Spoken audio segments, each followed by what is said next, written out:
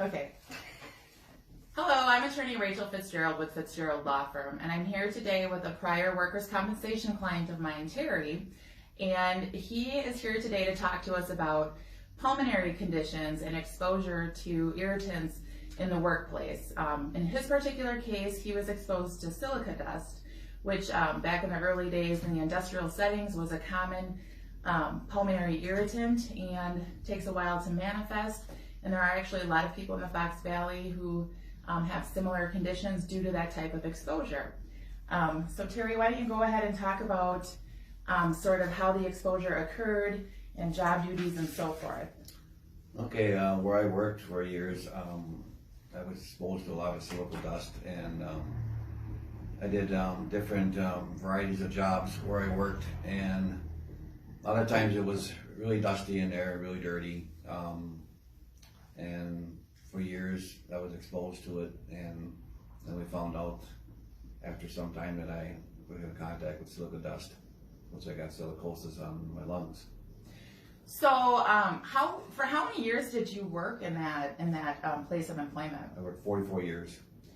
And back in the earlier, were there levels of safety precautions? And if it's different than it is now, how would you describe that?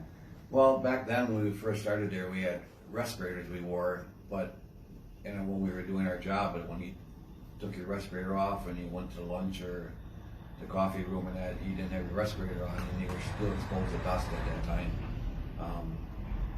So a good part of the day when you were there, you were exposed to a lot of dust and dirt without a respirator on. Okay. And in-house at your place of employment, did they do testing, or how did that go?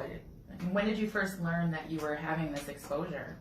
Well, I really didn't know how long ago it was, but it had to be over 20 years, but we used to do x-rays and they never let us know if anything was wrong until down the road when I went to my own doctor and went to a specialist that they found particles of silicosis. So back then, why did you think you were getting those x-rays and so forth? Well, because there was so much dust in the environment, and they did come in and test once a year with monitors for dust and dirt, but they never said how bad it was for us to be in. Okay. Yeah, and in fact, silica exposure to silica has since been classified as a human lung carcinogen. And over the years, I've had various clients with silicosis, and their conditions are very, somebody can have it and not be that bad as far as pulmonary restrictions, and other individuals can have it and they're really suffering. In your case, yours has been fairly stable, and you don't have any very significant pulmonary restrictions just on a normal day-to-day. Is that right? Yes, I mostly, the particles out of my lungs, I do get shortness of breath, and I also once in a while get wheezing at night when I'm sleeping. That could be a cause from the silicosis. Right. And by the way, how many years did it take you to start seeking out your own treating provider and going to get treatment independently or outside of your place of employment? Well, it's at least been 10 years. 10 years ago? Yeah. Okay.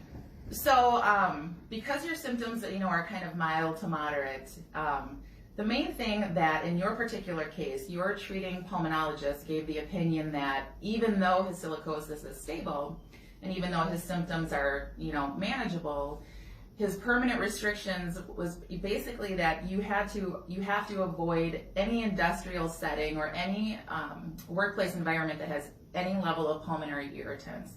And even though that's just, a pretty straightforward, small sentence of what he can and can't do, because Terry, his past relevant work and transferable skills, and that's what he's done his entire life, that basically can knock a person almost completely out of the workforce, even though his actual day-to-day symptoms are not terrible. So that was good news for you, right? Yes. Yeah, and why don't you tell us a little bit about the workers' compensation litigation process? Well, after I found out I had silicosis, I contacted Fitzgerald, and she took on the case, and after not a very long time, she came up with a settlement for having silicosis because, even though I don't have it, not life-threatening, I still cannot be in any dust or dirt, so it stays stable right now. So, a lot of people that I know, that know me, they have silicosis, and it's a real easy process to find out about it, contact attorney and Fitzgerald, and it'll be a lot, she would take care of things, and it's very easy to do. Okay.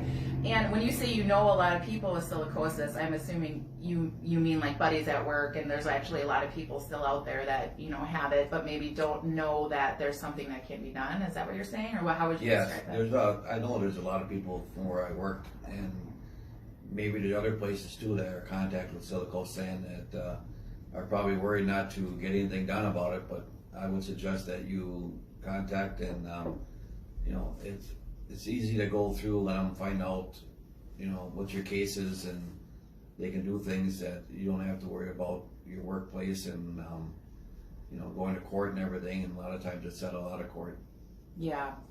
And in addition to not just exposure to silica dust, but also other occupational pulmonary hazards, there's so many. It could be just a sensitivity to a chemical specific to that plant or factory. Isocyanate is something that is typically in paint, fumes, and spray paints and so forth. The list just goes on, and really the problems and permanent conditions and sensitivities that it can cause can be very significant and very valuable to the injured worker. And a lot of people get denied, of course, because you know, for whatever reason, but that should not dissuade you from pursuing it. There's usually a lot that can still be done for your work injury, and to get you paid for what happened to you and what you were exposed to.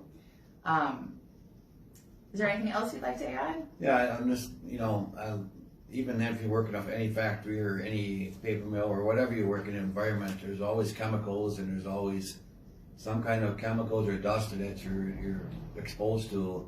And if you are, and you go to your regular doctor or specialist, whatever, I would suggest you contact Fitzgerald lawyer and get something done, or at least have her check into it and see what your options are. Yes, thanks, Terry. Yeah. But I do want to also add to that, and this is not the case with Terry's situation, but a lot of guys, or a lot of women for that matter, like that, a lot of people who work in the industrial or foundry setting, a common defense by the workers' compensation insurance company's doctor is that that person was a smoker. Could even be a light smoker, a heavy smoker, smoked for 30 years. And of course, yes, that can contribute to your pulmonary condition. However, in Wisconsin, so long as the pulmonary exposure at work is a material contributing factor to the overall pulmonary disability, even with a smoker, it is still covered under the Wisconsin Workers' Compensation Act. So I think a lot of people, at least in my experience, and maybe some of your buddies, they think because they were a smoker that, you know, therefore they're not entitled to those benefits, and that's just simply not the case. So if you ever have questions, just give us the call, and we'll be happy to help you navigate that. Anything else? No, I think that's about it for now. Okay, thanks, Terry. Yeah. Bye-bye.